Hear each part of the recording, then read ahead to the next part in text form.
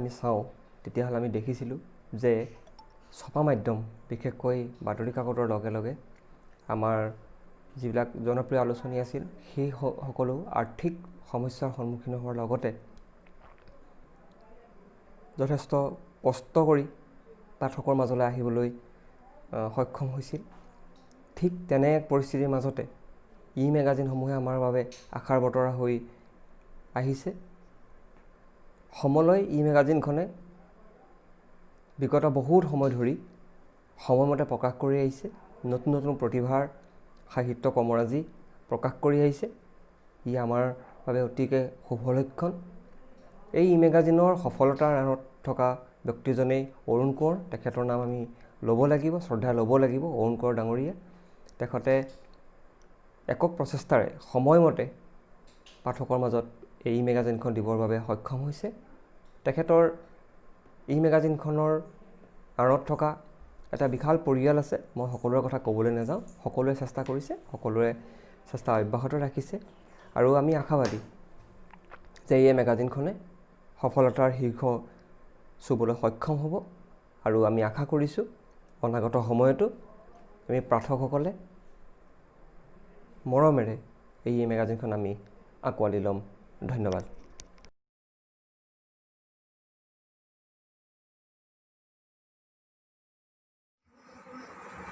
মোৰ অনুভৱ, সমলয়ৰ অনুষ্ঠানটো চাইছোঁ, বহুতেই ভাল লাগিছে। বাকীবোৰ অনুষ্ঠানতকৈ সমলয়ৰ সকলো কামেই সুপৰিকল্পিত আৰু নিয়াৰিকৈ চলাইছে।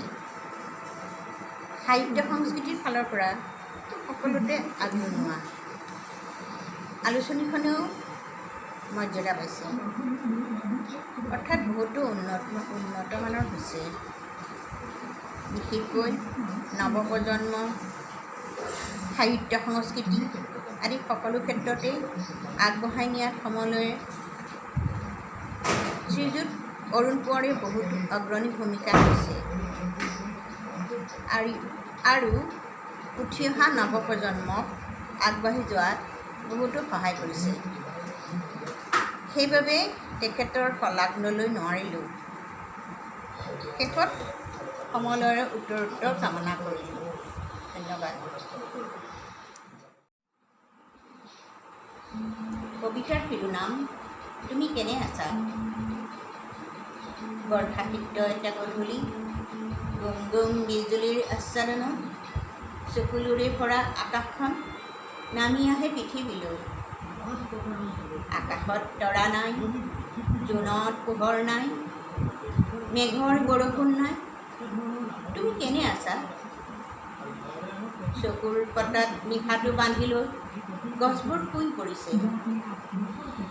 নবেল কৰোণাৰ ভয়াৱহ আৰ্তনাদত আকাশখন উচুপিব ধৰিছে। ধৰাত আজি হ'ব ধৰিছে কল্কিৰ মূৰ্তিমান দশাৱতাৰ। তৈলনগৰীৰ বাগজান হ'ল ধ্বংসস্তূপ, অগ্নিগৰ্ভা। বানৰ কৰাল গ্ৰাসত ডুবিছে মানৱ পশু পক্ষী।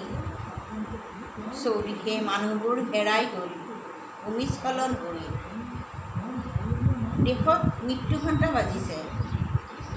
তুমি কেনে আছা বাৰু এতিয়া। তুমি কেনে আছা।